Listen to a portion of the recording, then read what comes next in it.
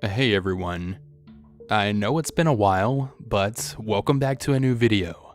I am doing another video that's a little bit different than what I usually do.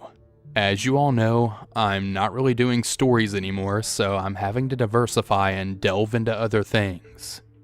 Seeing as how it's, Thanksgiving, I decided to take this as an opportunity to cover the darkness of Thanksgiving.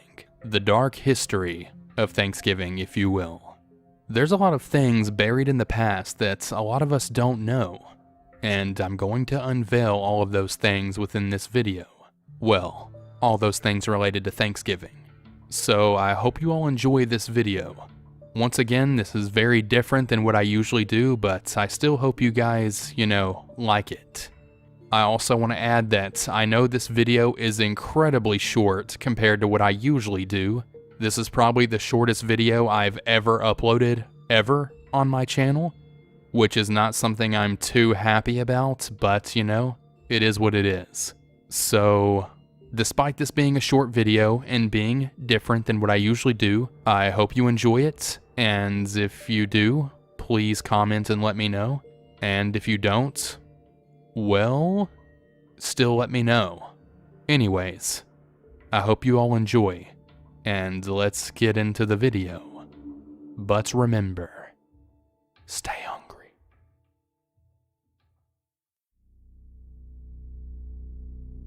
Thanksgiving, a time where most of us spend time with our families and loved ones eating delicious food and saying what we're thankful for. I love Thanksgiving. And I'm sure you do too, right? Who doesn't like spending a day with family and eating a ton of food? But what many of you probably don't know is there is an untold truth about Thanksgiving. The dark history of the holiday that most of us know as something positive, but in reality started off as the complete opposite. As children, we're usually taught that the tradition dates back to times of the Pilgrims, English religious dissenters who helped to establish the Plymouth colony in the present-day Massachusetts in 1620. As the story goes, friendly local Native Americans taught the struggling colonists how to survive in the New World. Then everyone got together to celebrate with a feast in 1621. The attendees included at least 90 men from the Wampanoag tribe and the 50 or so surviving Mayflower passengers, according to Time. The bash lasted 3 days and featured a menu consisting of deer, fowl, and corn, according to the Smithsonian Magazine. In reality, Thanksgiving feasts predate Plymouth. You can even find a number of localities that have fought to claim the first Thanksgiving for themselves. Settlers in Berkeley Hundred in Virginia decided to celebrate their arrival with an annual Thanksgiving back in 1619, according to the Virginia Pilot. Although the Washingtonian reported that the meal was probably little more than some oysters and ham thrown together. However, decades before then, Spanish settlers and members of the Seloy tribe broke bread with salted pork, garbanzo beans, and a mass in 1565 Florida, according to the National Park Service. In today's time, our modern definition of Thanksgiving revolves around eating turkey, but in past centuries it was more of an occasion for religious observance. The storied 1621 Plymouth festivities live on in popular memory, but the Pilgrims themselves would have likely considered their sober 1623 day of prayer the first real Thanksgiving, according to the blog of the History of Massachusetts. Others have pinpointed 1637 as the true origin of Thanksgiving, owing to the fact that Massachusetts colony governor John Winthrop declared the day of Thanksgiving to celebrate colonial soldiers who had just slaughtered 700 Pequot men, women, and children in what is now called Mystic, Connecticut. Regardless though, the popular story of the initial harvest festival is what has continued to live on, thanks to the late Abraham Lincoln. The enduring holiday and celebration has almost entirely wiped the memory of what really happened between the Wampanoag and the English a whole generation later. Massasoit, the sachem or paramount chief of the Wampanoag, proved to be a crucial ally to the English settlers in the years following the establishment of Plymouth. He arranged an exclusive trade agreement with the newcomers and allied with them against the French and other local tribes, such as the Narragansetts in Massachusetts. However, over time, the alliance became strained. Thousands of English colonists swarmed into the region throughout the 17th century.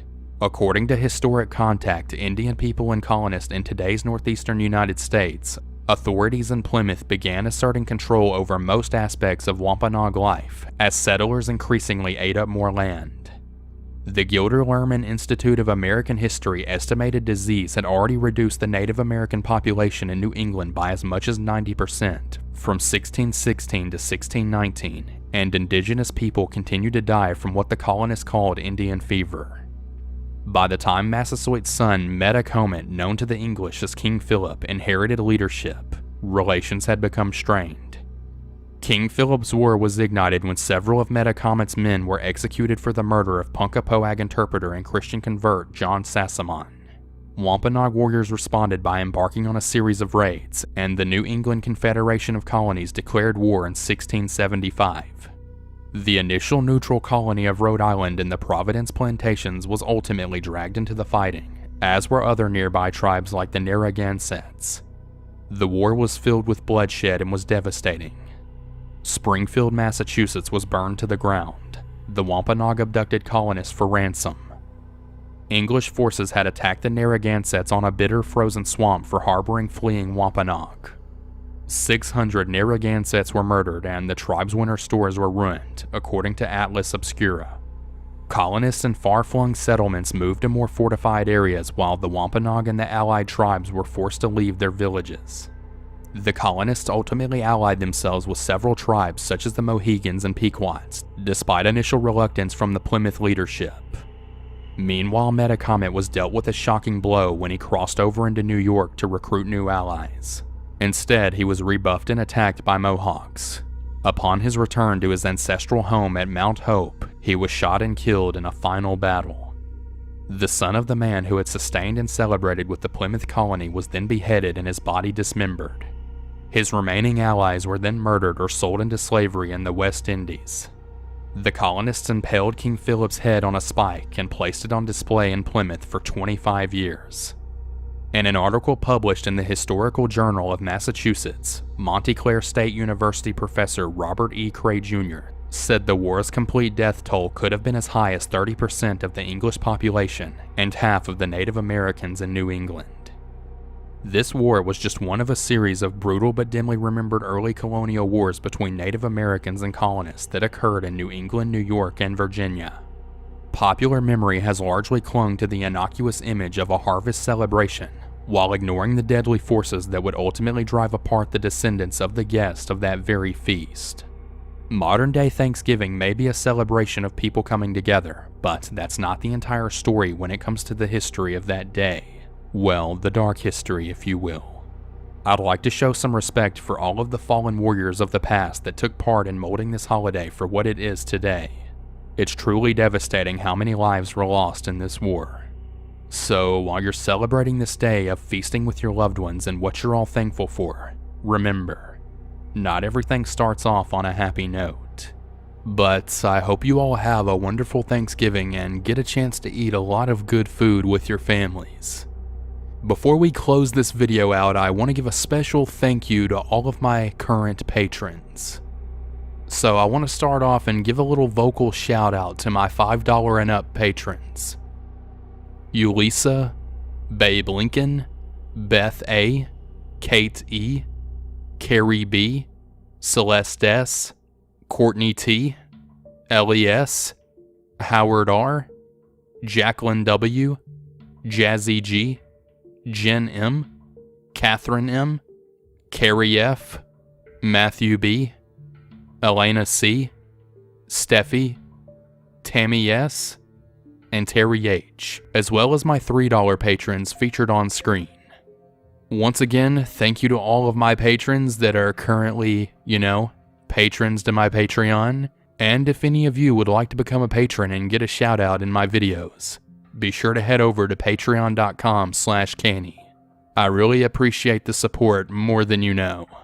I hope you all enjoyed this video. I know it's different than what I usually do, and I'm going to continue to try to diversify my channel. So if you enjoyed this video, give me some feedback in the comments section as well as leave a like on the video. And if you didn't, tell me why you didn't like it. I still want to know your feedback regardless. All that being said though, I hope you all have a good Thanksgiving, and remember to always stay hungry. Have a good one, everyone.